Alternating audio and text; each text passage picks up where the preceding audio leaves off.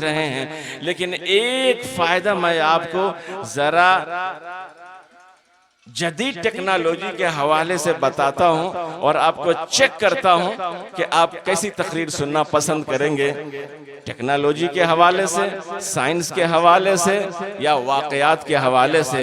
मैं आपको टेस्ट करना चाहता हूं कि अल्लाह तबारक व तआला ने मोमिनों को खरीद लिया है। हम मोमिन हैं, हम मुसलमान हैं, अल्लाह ने हमें खरीद लिया, हम बिक गए हैं और बदले में अल्लाह ने हमें क्या दिया है? बेअन्ना लहुमुल जन्नह, अल्लाह ने इसके बदले में हमें जन्नत अता कर दिया है। अल्लाह खरीदार, हम बिकने वाले और डीलिंग करने वाली जो जात है वो प्यारे मुस्तफ़ा की जात है। अल्लाह ने खरीदा, बदले में हमें जन्नत दे दिया।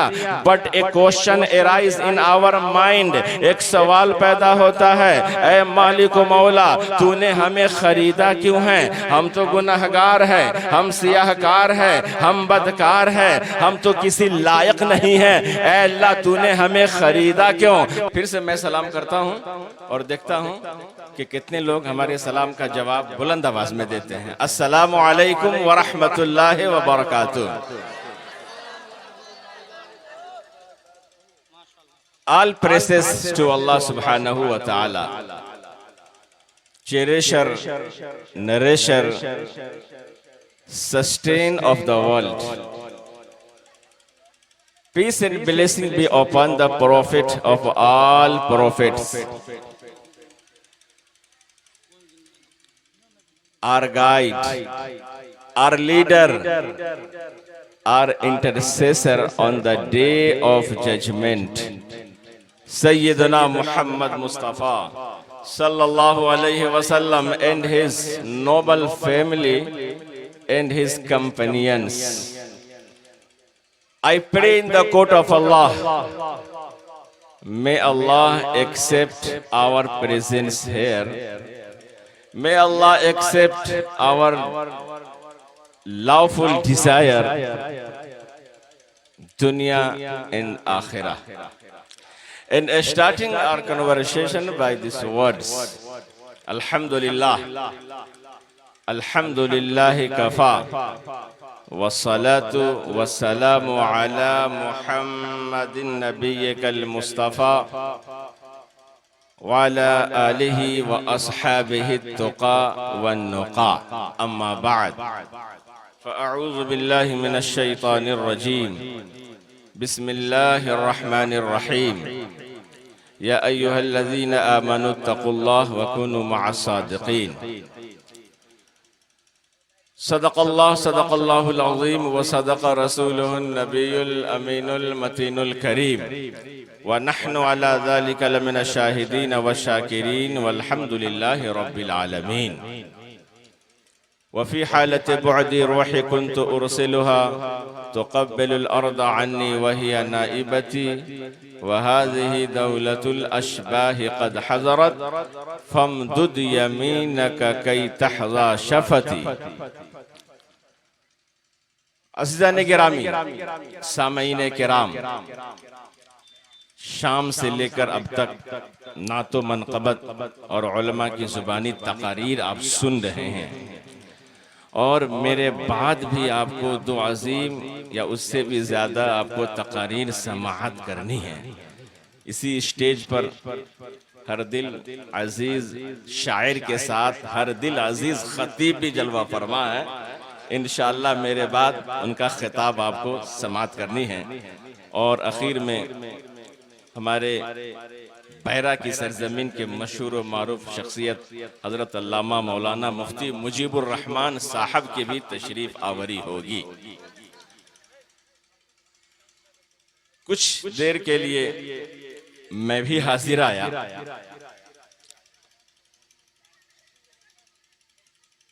हम और आप शेर नेपाल कॉन्फ्रेंस में बैठे हैं और अपनी बेदारी का माशाअल्लाह 1 बजे रात में भी सबूत दे रहे हैं। ये हुजूर शेर नेपाल का डायरेक्ट फैजान बैरा वालों पर बरस रहा है।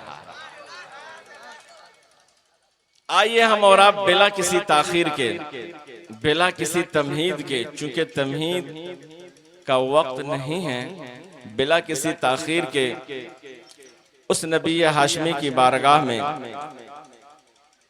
दुरूद शरीफ पढ़े, जिनके बारे में एक अरबी शायर ने कहा, लम यख्लुक़िर रहमान मिस्ल मुहम्मदी अबदा व इल्मी अन्नहु ला यख्लुक़ु अबदा।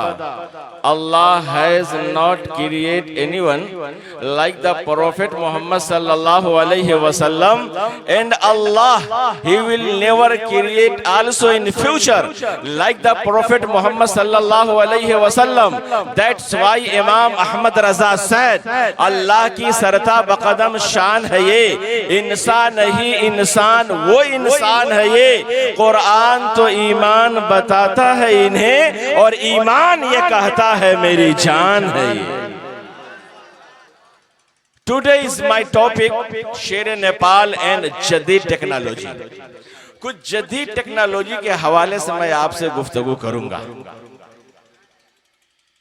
आपने अगर सुन लिया, समझ लिया और दिल में उतार लिया तो यकीनन हमें भी खुशी होगी, और जिनके नाम से इस जलसे को मंसूब किया गया है उनकी दुआ भी आपको लगेगी, उनका फैजान भी आप पर बरसेगा।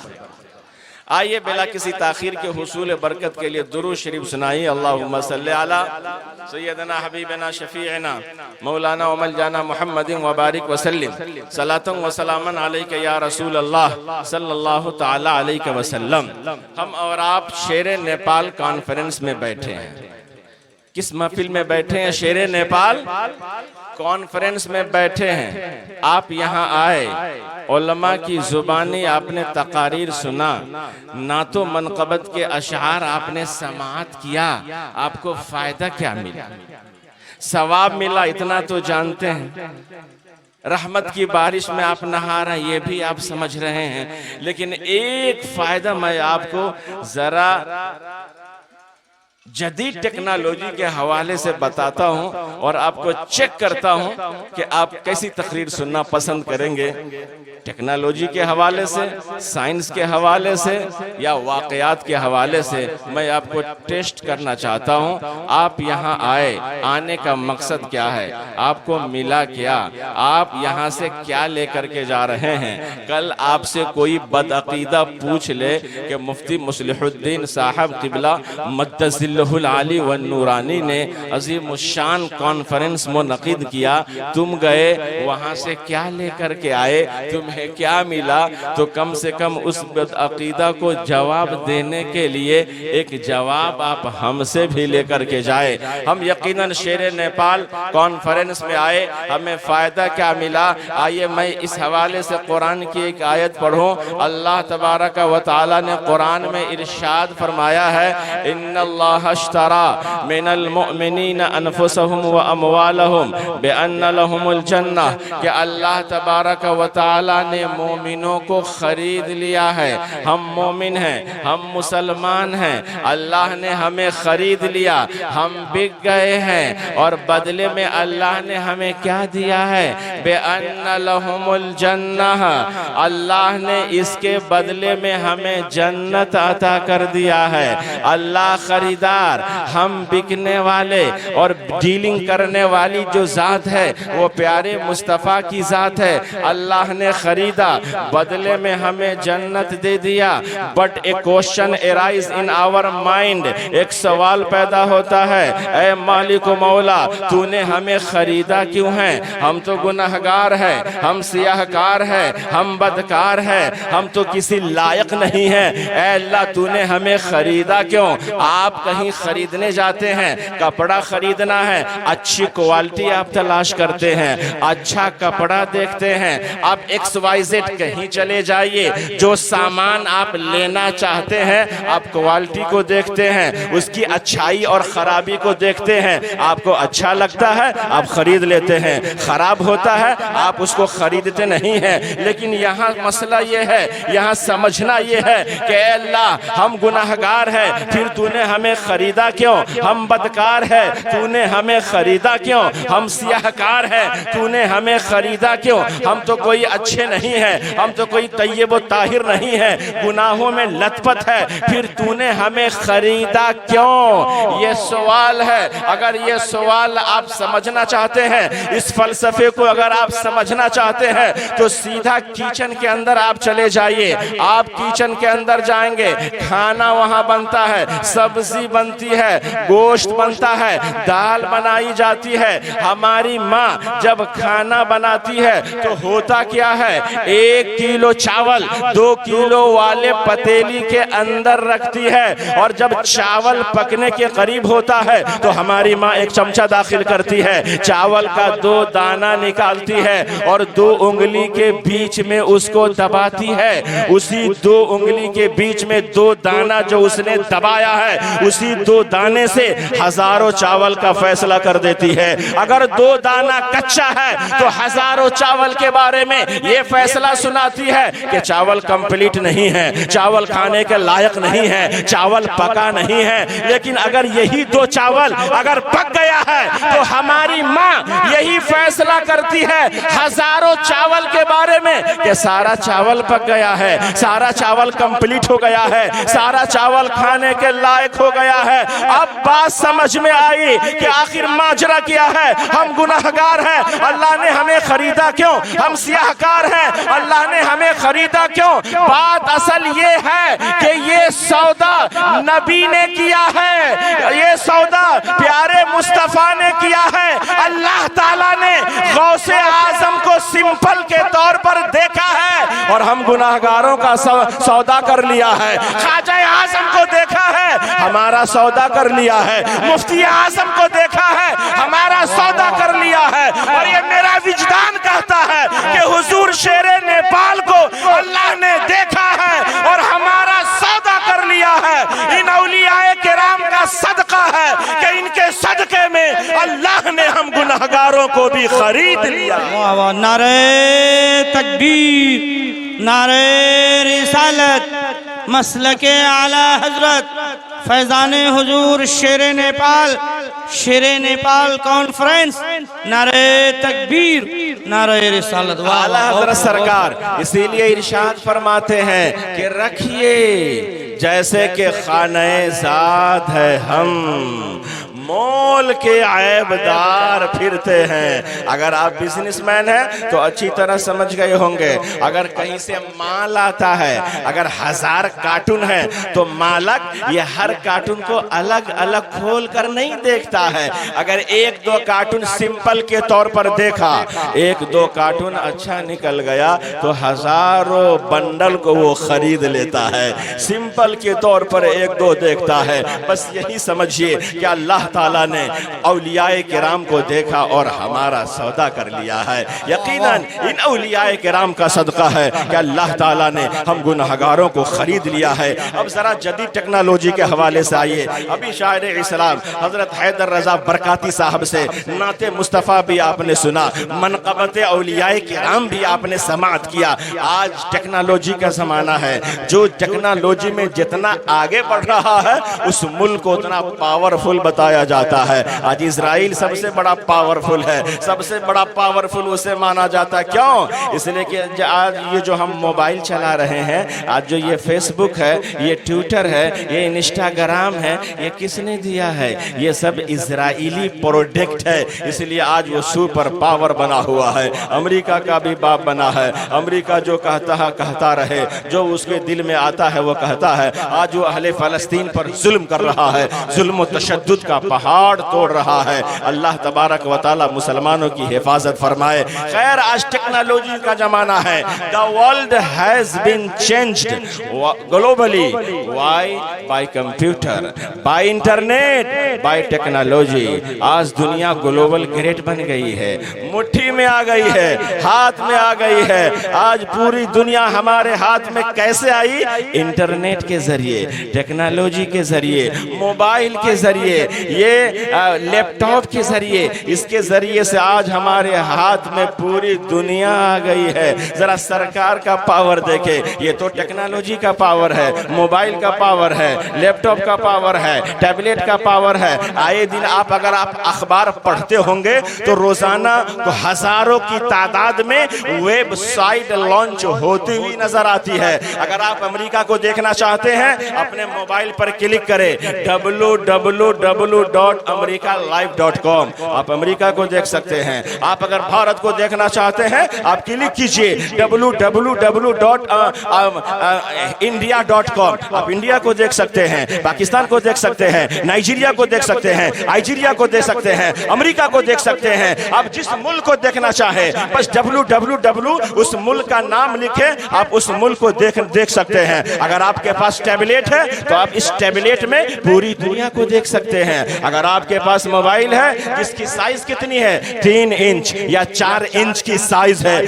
आप एक मोबाइल में पूरी दुनिया को देख रहे हैं। कोई आदमी आकर कह सकता है मेरे पास 1 इंच का मोबाइल है, मैं 1 इंच के मोबाइल में पूरी दुनिया को देख रहा हूं, तो आपको मानना पड़ेगा कि हाँ हाँ, आज इजाद करने वालों ने 1 इंच का मोबाइल भी इजाद कर दिया है जिसमें पूरी दुनिया नजर आती है। हाँ हाँ, आई एक्सेप्ट इट, हम भी मानते हैं कि 1 इंच के मोबाइल में पूरी दुनिया को देखा जा सकता है, मगर जिन लोगों ने इसको इजाद किया है उससे मेरा एक चैलेंज है, मेरा एक उससे मुतालबा है कि अगर तुम दुनिया को दुनिया दिखा रहे हो तो 1 इंच के मोबाइल में दिखा रहे हो, ऐसे नहीं दिखा रहे हो। 1 इंच के मोबाइल में पूरी दुनिया को दिखा रहे हो, और ये तो 21वीं सदी की इजाद है। आज से 200 साल पीछे चले जाइए, 300 साल पीछे चले जाइए, 18वीं सदी ईस्वी में इस मोबाइल का कोई तस्वुर नहीं था, कंप्यूटर का कोई तस्वुर नहीं था। अगर कोई ये कहता कि पूरी दुनिया को मैं अपने हाथ में रखते हुए देख रहा हूं, दुनिया उसे पागल कहती, दुनिया उसे बेवकूफ कहती, दुनिया उसे दीवाना बनती। ये सारी की सारी इजाद ये 200 साल के अंदर की है। 18वीं सदी ईस्वी में इसका कोई कॉन्सेप्ट नहीं था, इसका कोई तस्वुर नहीं था। अगर कोई बोलता उसे पागल शुमार कर लिया जाता। मगर आए मुसलमानों, आओ जरा मैं इस्लाम की हिस्ट्री बताऊं, जरा अपने पैगंबर आज़म की ताकत को बताऊं। ये तो 18वीं सदी की बात है, जरा 18वीं सदी से पीछे चले जाइए। आप जरा 17वीं को देख ले, 16वीं सदी को देख ले, 15वीं सदी को देख ले, 14वीं सदी से 9वीं सदी से, ऐसे ही आप होते हवाते 6वीं सदी ईस्वी में, आज से 1400 साल पहले नबी आखिर ज़माने इरशाद फरमाया अन्नमा अनज़ुरु इला कफ़ी हाज़िही, कि आए दुनिया वालों, इन इजाद से अपने आप को कमतर महसूस ना करना। मेरे आका इरशाद फरमाते हैं कि आए मेरे गुलामों सुनो, मैं पूरी दुनिया को और दुनिया में जो कुछ हो चुका है या जो होने वाला है, मैं उन सारी चीजों को मैं ऐसे देख रहा हूं जैसे मैं अपनी हाथ की हथेली को देख रहा हूं। आला हज़रत सरकार इसीलिए इरशाद फरमाते हैं कि या रसूल अल्लाह, आपका पावर ये है कि सरे अर्श पर है तेरी गुजर, सरे अर्श पर है तेरी गुजर, दिले फर्श पर है तेरी नजर, मलकूत तो मुल्क में कोई शय नहीं, या रसूल अल्लाह वो जो तुझ पे आया। सुभान अल्लाह, नारे तकबीर, नारे रिसालत, मसलके आला हजरत फैजाने हुजूर शेरे नेपाल हजरत अल्लामा आरिफ रजा साहब मिसबाह क़िबला शेरे नेपाल कॉन्फ्रेंस, नारे तकबीर, नारे रिसालत। वाह वाह, बहुत ये हमारे नबी का पावर है, ये हमारे नबी की ताकत है, ये हम उस आका के मानने वाले हैं जो आका हमारे कितने पावरफुल है। आज हम हुजूर शेर नेपाल कॉन्फ्रेंस में बैठे हैं। आज शेर नेपाल का नाम क्यों लिया जा रहा है? जो हुजूर शेर नेपाल अलैहि रहमतु व रिदवान लोहना की सरजमीन पे आराम फरमा है, लेकिन आज बैरा की सरजमीन पर उनका नाम ले रहे हैं। और सिर्फ बैरा ही नहीं, हिंदुस्तान के गोशे गोशे में चले जाइए, चाहे वो महाराष्ट्र हो, चाहे वो छत्तीसगढ़ हो, चाहे वो उड़ीसा हो, हर जगह हुजूर शेर नेपाल का नाम लिया जाता है, हुजूर शेर नेपाल की मोहब्बत का इजहार किया जाता है। व्हाट इज द रीजन, सबब क्या है, वजह क्या है? अगर आप भी चाहते हैं कि हमारा नाम भी सरे फहरिस्त हो, हम रहे कहीं के लेकिन हमारा नाम लिया जाए, तो आखिर ये कैसे होगा? हमें ये सोचना पड़ेगा कि हुजूर शेर नेपाल दुनिया में आए, उन्होंने क्या किया, उन्होंने अपनी जिंदगी कैसे गुजारी, कैसे गुजार के दुनिया से चले गए कि जाने के बाद भी उनके अकीदतमंद उनका नाम ले रहे हैं। मैं आपको एक टिप्स देना चाहता हूँ, मैं आपको एक नुस्खा देना चाहता हूँ। अगर आप चाहते हैं या आपके बाल बच्चे चाहते हैं कि मेरे बच्चे का भी नाम हो, मेरे बच्चे का भी नाम लिया जाए, मेरे बच्चे का चर्चा ऐसे ही किया जाए, तो जो टिप्स मैं दे रहा हूँ आपको भी दे रहा हूँ और अपने इस्लामी रिश्ते की माँ बहनों को भी दे रहा हूँ। अगर इस नुस्खे पर अमल कर लिया गया तो यकीनन इंशाअल्लाह जिस तरह हुजूर शेर नेपाल का नाम आज हम ले रहे हैं, हमारा भी नाम लिया जाएगा, हमारे बेटा का भी नाम लिया जाएगा। लेकिन ये टिप्स लेने से पहले आप हजरात एक बार बुलंद आवाज में दुरूद शरीफ सुनाए, जोर से सुनाए दुरूद शरीफ। अल्लाहुम्मा सल्ली अला सय्यिदिना व मौलाना मुहम्मद बारिक वसल्लम सलातु व सलामन अलैका या रसूल अल्लाह सल्लल्लाहु तआला अलैहि वसल्लम। आज पूरी दुनिया में सबसे ज्यादा पावरफुल जिसे कहा जाता है उसी का नाम है इजराइल। आखिर इजराइल का नाम इतना लिया क्यों जाता है, वो करता क्या है? ये सारी जदीद टेक्नोलॉजी के हवाले से दुनिया को इतना इम्प्रूवमेंट कैसे कर लिया? मैं एक आपको उसी के जरिए से एक नुस्खा दूं, हालांकि उसका अपना नहीं है, वो हमारे इस्लाम से लिया हुआ है। बात इस्लाम की है, प्रैक्टिकल उसने किया। ये सारी साइंस की जो जितनी बातें हैं ये सब इस्लाम से ली गई है। हमने बस पढ़ा, सुना, याद किया, खत्म, न कोई तजर्बा किया, न कोई हमने उस पर अपनी एतबार से तहकीक किया, इसलिए आज हम पीछे नजर आ रहे हैं। एक बहुत बड़ा साइंटिस्ट है जिसका नाम है स्टीफन कर्लियोन, वो गया इजराइल ये पता लगाने के लिए कि यहाँ के बच्चे इतने माइंडेड क्यों होते हैं, इतने ज़हीन क्यों होते हैं, इतने इंटेलिजेंट क्यों होते हैं। क्या वो कोई स्पेशल खाना खाता है या उनके स्कूल में अलग से कोई सिलेबस चलता है? क्या वजह है कि वहाँ के बच्चे माइंडेड होते हैं? जिन्होंने मोबाइल का इजाद कर दिया, लैपटॉप का इजाद कर दिया, कंप्यूटर का इजाद कर दिया, नई नई मिसाइलों का इजाद कर दिया, आज उसके पास ऐसे ऐसे आलात और हथियार है जिसका कोई जवाब नहीं है। एरन डोम का आज तक कोई जवाब नहीं लाया है, जिसे हजारों आंख के मुकाबले में जिसको उसने लॉन्च किया है। एरन डोम ये एक ऐसी मशीन है, आप कहाँ क्या कर रहे हैं वो सारे आपके एक्टिविटीज को वो बता देता है। हाँ, जुज़वी तौर से उसका जवाब मुसलमानों ने लाया है, लेकिन कुल्ली तौर से अभी तक उसका जवाब नहीं लाया गया। आखिर वजह क्या है? वहाँ के लोग इतने माइंडेड क्यों होते हैं, इतने ज़हीन क्यों होते हैं? एक बहुत बड़ा साइंटिस्ट है स्टीफन कर्लियोन, वो इजराइल गया यही पता लगाने के लिए यहाँ के बच्चे इतने ज़हीन क्यों होते हैं, इतने माइंडेड क्यों होते हैं। वो वहाँ गया, 3 साल वहाँ रहा, 3 साल के बाद एक किताब लिखा, किताब का नाम रखा द फूड ऑफ द प्रेग्नेंस। ये किताब आपको आज भी विकिपीडिया पर मौजूद है, आप उसे देख सकते हैं, आप उसे पढ़ सकते हैं। किताब का नाम रखा द फूड ऑफ द प्रेग्नेंस। वो साइंटिस्ट गया इजराइल, क्या देखा? वहां एक खातून है जो उम्मीद से है, जिसके पेट में बच्चा है, वो कर क्या रही है? वो मैथमेटिक्स से इंक्लूड वो हिसाब किताब कर रही है। एक नोटबुक है, उसमें वो हिसाब जोड़ रही है, 2 का 2, 2 2 4, 2 3 6, 2 4 8, बस हिसाब जोड़ती चली जा रही है। उस साइंटिस्ट ने पूछा, बताओ आखिर ये हिसाब क्यों जोड़ रही हो? उस खातून ने यही कहा था कि ये मैं जो हिसाब जोड़ रही हूँ, मैं अगर हिसाब जोड़कर सही कंप्लीट कर ली तो मेरा बच्चा जो मेरे पेट में परवरिश पा रहा है दूसरे बच्चों के बनिस्बत वो जल्द हिसाब कर लेगा और उसका माइंड ज़हीन होगा, ज़हन आला होगा, माइंडेड पैदा होगा। खाने में दूध पीती हूँ और मछली का इस्तेमाल करते हो, यानी उसका कहना ये था कि मैं ज़हन से मुताल्लिक, ज़हन से इंक्लूड, माइंड से इंक्लूड काम जो मैं करूंगी मेरा बच्चा जो मेरे पेट में है उसे अखज़ करता है, उसे पिकअप करता है, उसे समझता है। इसलिए मैं मैथमेटिक्स से इंक्लूड हिसाबो किताब करते हो। खाने पीने में मैं एहतियात से काम लेती हूँ, दूध का इस्तेमाल करते हो, मछली का इस्तेमाल करते हो। कहा क्यों? कहा इसलिए कि बच्चा माइंडेड पैदा होगा, बच्चा ज़हीन पैदा होगा, बच्चा आला दिमाग वाला पैदा होगा। आपको अगर ये बात समझ में ना आए तो बतौर मिसाल मैं एग्जाम्पल के तौर पर एक बात मैं आपको बताऊं। अगर ये बात आपको बहुत बड़ी लगे, समझ में ना आए तो उसको आप यूं समझिए कि एक बच्चा है जो माँ की गोद में है, 1 साल का है। माँ ने अगर सर्दी में कोई सर्द चीज खा ली तो बच्चे को सर्दी हो जाती है।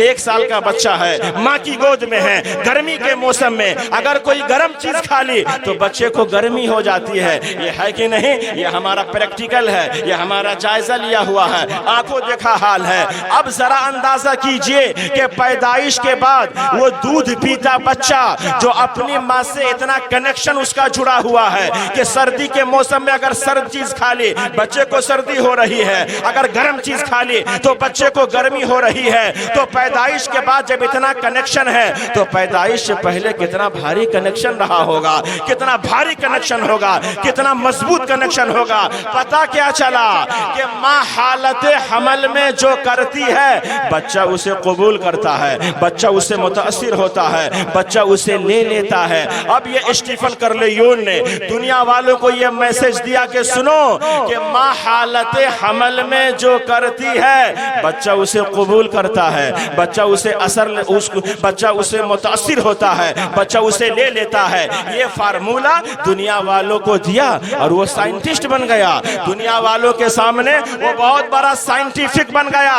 लेकिन यही बात जब आरिफ रेज़ा अज़हरी तक पहुंची तो मैंने अपने दिल से ये कहा कि स्टीफन कर्लेयून तुमने इस्लाम को पढ़ा नहीं है, it is not your new discovery, ये तुम्हारी नई तहकीक नहीं है, ये तुम्हारी नई इजाद नहीं है, तुमने इस्लाम को पढ़ा नहीं है। जरा इस्लाम को पढ़ो, जरा 1400 साल पहले, जरा 1000 साल पहले चले जाओ, 1000 साल पहले को जरा इस्लाम की हिस्ट्री को पढ़ो कि 470 हिजरी में अभी गौसे आजम पैदा नहीं हुए हैं, माँ की पेट में है। सरकार गौसे आजम की विलादत अभी हुई नहीं है, अभी माँ के पेट में है। माँ ने हालत हमल में वजू बनाया है, मुसल्ला बिछाया है और कुरान को पढ़ना शुरू किया है। गौसे आजम की माँ ने पहला पारा कुरान का पढ़ा तो गौसे आजम ने माँ के पेट में याद कर लिया, दूसरा पारा पढ़ा गौसे आजम ने माँ की पेट में याद कर लिया, तीसरा पारा पढ़ा गौसे आजम ने माँ की पेट में याद कर लिया, चौथा पारा पढ़ा गौसे आजम की माँ ने पढ़ा, गौसे आजम ने माँ की पेट में याद कर लिया। माँ उम्मुल खैर फातिमा है, गौसे आजम माँ की पेट में है। जब मेरा गौसे आजम पैदा होता है तो 1 पारा नहीं बल्कि 17 पारे का हाफिज़े कुरान बन के पैदा होता है। वाह वाह, नारे तकबीर, नारे रिसालत, मसलके आला हजरत, फैजाने हुजूर शेरे नेपाल, फैजाने हुजूर ताजुश शरिया, शेरे नेपाल कॉन्फ्रेंस। पॉइंट की बात सुने, तकबीर, नारे रिसालत। पूरे वाकया का रिजल्ट आप सुने। अगर ये आपने समझ लिया तो समझ जाइए कि हमारा वाकया बताना भी कबूल, आपका सुनना भी कबूल। क्या हुआ? गौसे आजम माँ की पेट में 17 पारे कुरान की तिलावत सुनी, गौसे आजम ने याद कर लिया। रिजल्ट क्या निकला कि माँ हालत हमल में जो करती है बच्चा उससे कबूल करता है। अगर नात पढ़ेगी अच्छा असर कबूल करेगा, कुरान पढ़ेगी अच्छा असर कबूल करेगा। दुरूद शरीफ पढ़ेगी, अच्छा असर कबूल करेगा। अगर कुरान के बजाय अगर गाना गाएगी, बुरा असर कबूल करेगा। अगर टीवी अपने नजरों से वो टीवी देखेगी, वो बुरा असर लेगी। अगर हालत हमल में माँ ने टीवी पर नंगी औरतों को नाचते हुए अगर देखा, तो इसका बुरा असर वो बच्चा लेगा। इसलिए मेरी माँ और बहनों से खास तौर से गुजारिश है कि 9 महीने खास तौर से ध्यान दे, स्पेशल तौर से ध्यान दे। अगर बच्चे को सुनाना ही है तो कुरान पढ़ के सुनाए, अगर सुनाना ही है तो मनक़बत गौसे आजम पढ़ के सुनाए। वाह क्या मर्तबा ए गौस है बाला तेरा, ऊंचे ऊंचों के सरों से है कदम आला तेरा।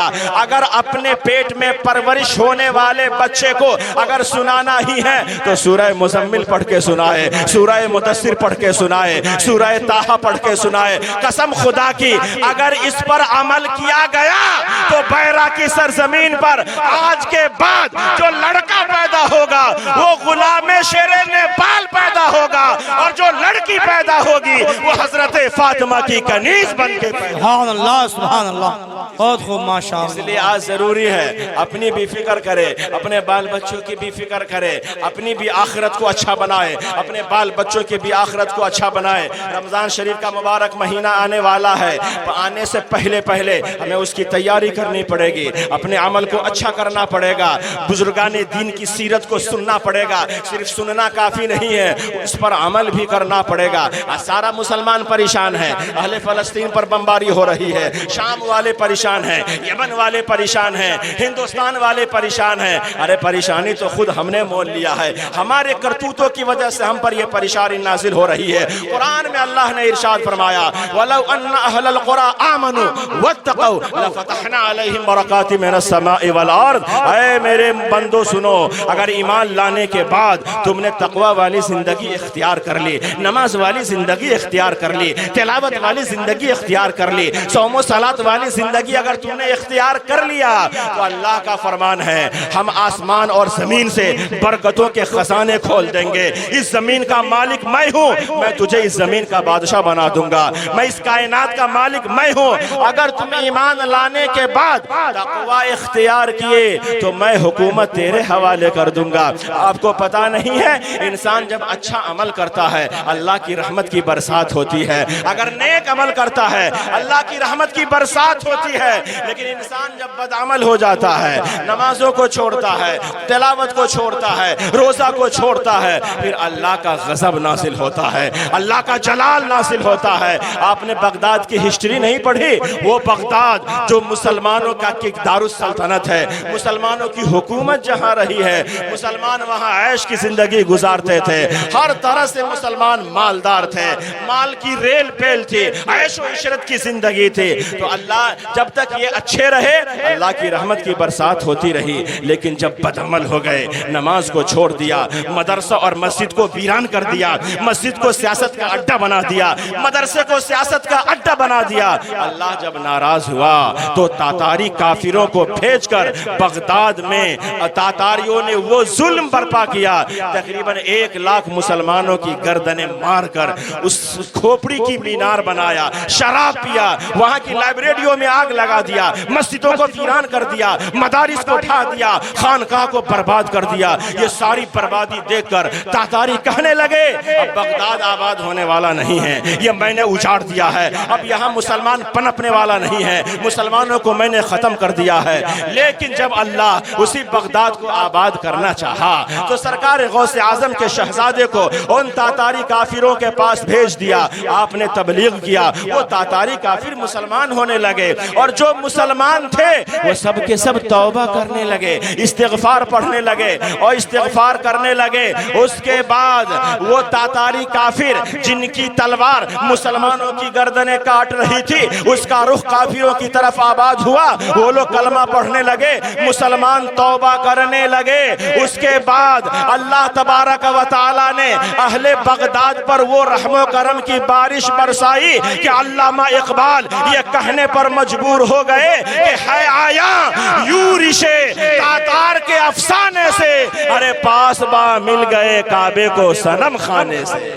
इसलिए इंसान जब अच्छा अमल करता है तो अल्लाह की रहमत बरसती है। रमजान का महीना आने वाला है, हम अपने आप को सुधारे, नमाजों की पाबंदी करें, रोजों की पाबंदी करें। आप नमाज से कोसों दूर भागते हैं। आज से तकरीबन 50 साल पहले अमेरिका का एक बहुत बड़ा साइंटिस्ट कहा था, it is my desire to establish prayer all over Washington, कि मेरी ये ख्वाहिश है कि मैं पूरे वाशिंगटन में नमाज को नाफिज कर दूं, अपने अमेरिकी भाइयों पर नमाज को लागू कर दूं। आखिर क्यों कहा था? क्या सवाब की नियत से? नहीं नहीं, सवाब का कोई कंसेप्ट उसके पास नहीं, जन्नत का उसके पास कोई कंसेप्ट नहीं। फिर आखिर उसने क्यों कहा था?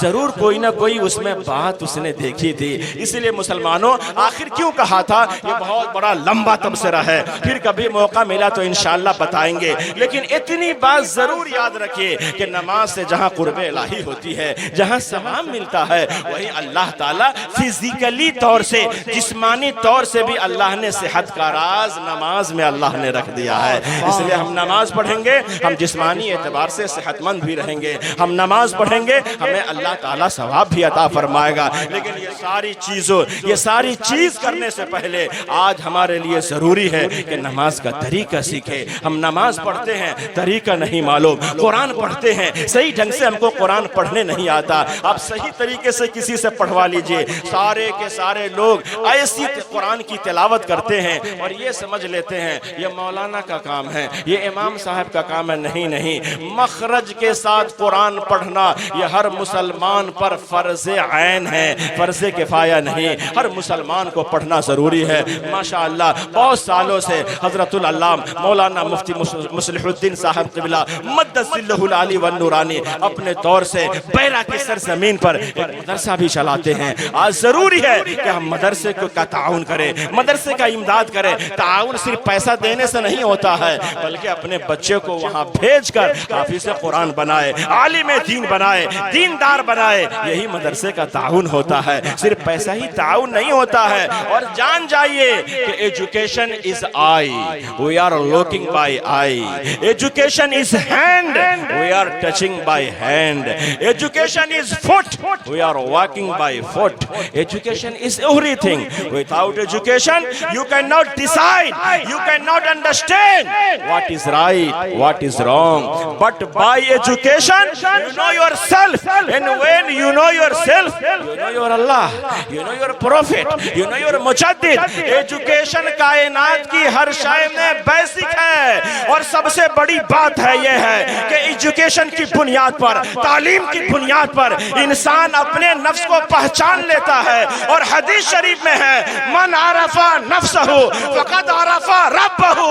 जो अपने आप को पहचान लेता है वो खुदा को पहचान लेता है। सुभान अल्लाह, सुभान अल्लाह, माशाअल्लाह। अपने आप को पहचाने, अपने आप को यहाँ आने का मकसद समझे। इसलिए मेरे भाइयों, आज जरूरी है कि अपने आप को सुधारे, गुनाहों से तौबा करे, नमाज की पाबंदी करे, अपने आप को उलमा से करीब करे, अपने आप को इल्म से करीब करे, अपने आप को सुधारे। अगर आपने तौबा कर लिया, अगर आपने अच्छी जिंदगी गुजारी, तो जब दुनिया से जाएंगे, लाजिम सी बात है, जाना है, आपको भी जाना है, हमको भी जाना है, सबको जाना है। अगर अच्छी जिंदगी गुजार कर ईमान के साथ अगर आप कब्र में जाएंगे, अगर आप दुनिया से जाएंगे, तो आला हजरत का वो मशहूर जमाना शेर पढ़ते हुए जाएंगे कि लहद में इश्क़े रुखे शाह का दाग लेके चले, अंधेरी रात सुनी थी चिराग लेके चले, और तेरे गुलामों का नक्शे कदम है राहे खुदा, वो क्या भटक सके जो ये सुराग लेके चले। नूह को भी मौजे तूफा से किनारा मिल गया, हजरत मूसा को भी लुत्फे नजारा मिल गया, अलगरज हर बेचारे को चारा मिल गया, और हम फकीरों को मोहम्मद का सहारा मिल गया। वो आखिर दावाना अनिल हम्दुलिल्लाह रब्बिल आलमीन, अस्तगफिरुल्लाह रब्बी मिन कुल्लि ज़ंबिन व अतूबु इलैहि। अस्सलामु अलैकुम।